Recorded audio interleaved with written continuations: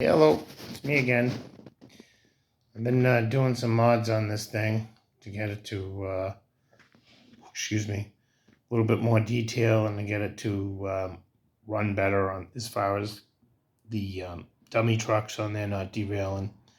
So I managed to do some, chop the back of the frame and raised it up a little bit, the homemade part of the frame on that rear truck there, to get it to not lift up the truck in front of it when it goes over my horrible track.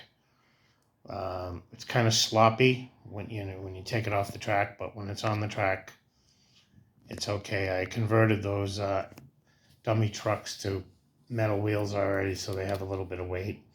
I added some detail to the tender, the top rails, the best I could with the junk that I had.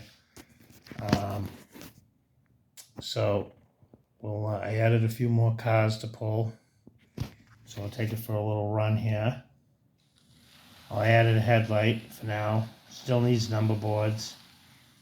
The slow speed is really good.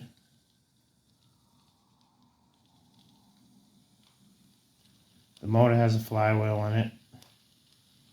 I'll get it over here. I'll show you what I did here.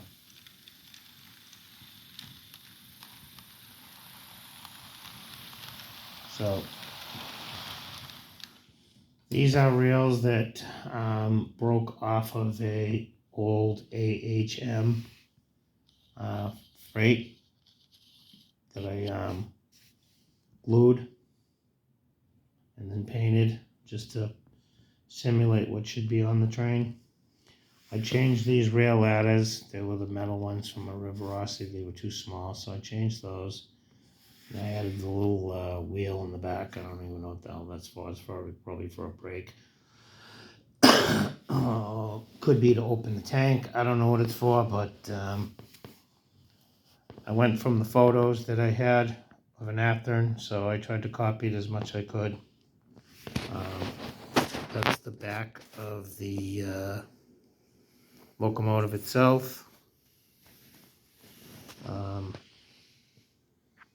There again, this is a wrap.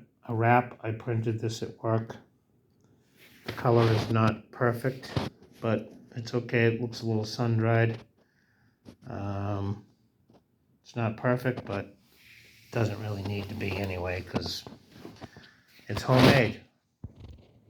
That was made from 2 Rivarossi Vanderbilt tenders I chopped in half and bonded together. It runs pretty good, so I'll take it for a scream. I took the traction tires, was slipping on the rails, on the rims. I took them off, cleaned them, and soaked them in hot water. And they kind of shrunk a little bit, so they fit tighter. That seemed to help with the traction. I could add some more weight to the locomotive, but I'm probably just gonna leave well enough alone. It's pulling like 26 cars or something right now, 27 cars. It doesn't slip as bad as it did before.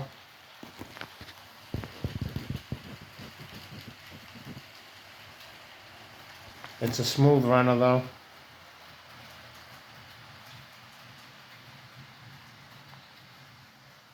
It's pretty quiet.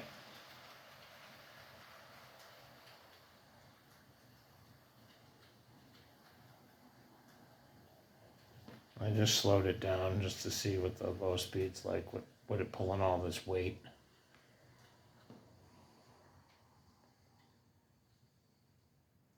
It's pretty good, I would say.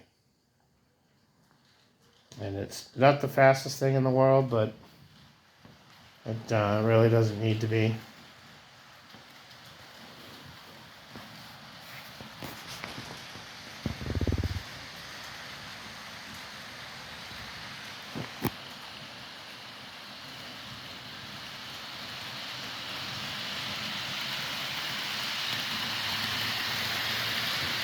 We gotta get some horns for the roof.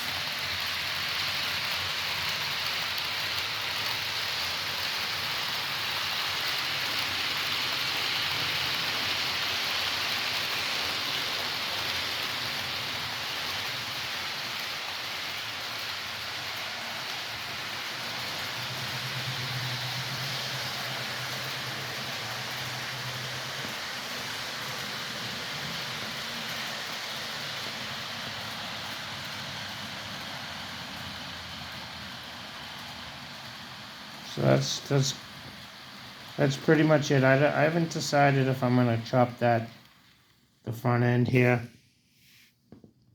and hook it to the truck so it moves when it goes through the corners. That way I could put a coupler in there and it'll stay where it's supposed to be. I haven't decided if I'm just gonna leave well enough alone or if I'm gonna make my life more miserable than it already is. But that's it. So just to recap, this is a shell that I bought off of I bought it off of eBay with a bunch of other junk. This was one of the locomotives that came with the pile of crap that I bought for 30 bucks. I got the shell and that locomotive. That's a cast iron shell. I gotta fix that. It does kind of sort of work, but I don't want to burn the motor out. I actually just tested it today. It needs an overhaul. I got a few other things. So this was the shell. It had a paint stick inside of it with 4 dummy trucks, Athearns dummy trucks in it. I took that out. I used a Roco drivetrain that looked like this. I shaved this down with a belt sander. I moved these trucks inward. I cut the little forks that are in there that it's hooked onto. I cut a little bit of those off because naturally I had to move this forward. I re-drilled the little pilot hole that's underneath this, and I sanded the little forks that hold that on. I took a little bit of meat off of it so it would still have play, so it could rock back and forth and whatnot. It wasn't too tight. And then of course I added a section of the front and the back to hold these trucks on. I used Lexan, baking soda, and crazy glue. I ground up the aluminum in order for the glue to bite. It's really strong. I mean, I could break it off, but if the frame was plastic, I'd be able to bust that too. So it's pretty strong. This was a Rivarossi, 2 Rivarossi tenders chopped and bonded together. It should be about 3/4 of an inch shorter. I screwed up, but I'm not going to take it apart now, so I don't care. And these are AHM rails that came off of a shell like that.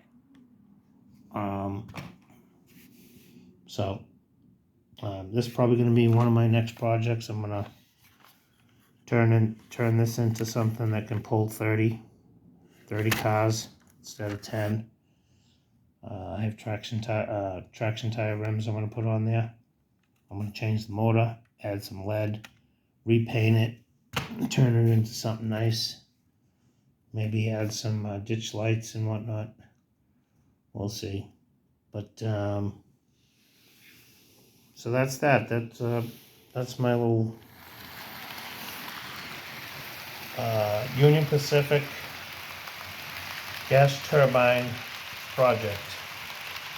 I'm very happy with the way it runs. I'm pretty happy with the speed. It doesn't really need to be any faster than that. Matter of fact, most of my locomotives are way too fast anyway.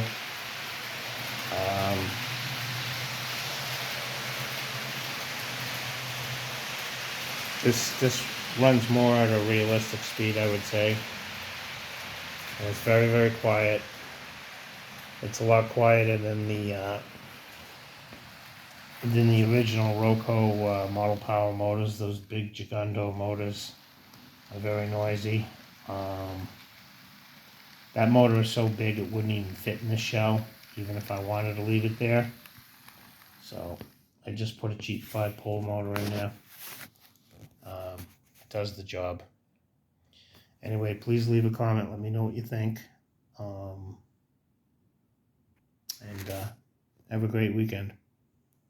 Thanks for watching.